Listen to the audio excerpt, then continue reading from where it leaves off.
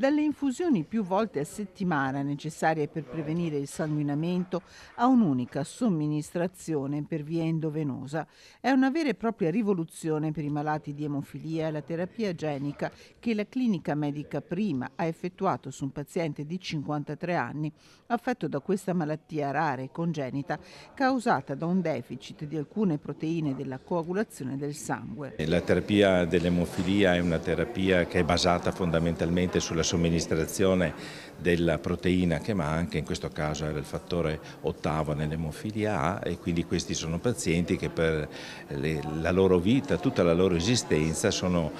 stati da sempre trattati con questi concentrati di fattore, quindi sono costretti a fare delle somministrazioni 1 o 2 volte a settimana, quindi l'idea di poter avere delle terapie che sono innovative e una terapia addirittura che ha la potenzialità di essere risolutiva, vuol dire cioè non aver più le manifestazioni emorragiche legate alla malattia e nel contempo in un certo senso avere la possibilità di condurre una vita assolutamente normale, è un avanzamento indubbio importantissimo di quella che è la qualità di vita e la potenzialità di cura di questa malattia. I pazienti attualmente seguiti dalla clinica medica Prima per emofilia sono 635, i piani terapeutici individuali 833. La terapia genica eseguita a Padova, quarto ospedale al mondo, secondo in Italia, rappresenta una vera e propria cura. È una cura disponibile oggi, cioè non è una cura sperimentale,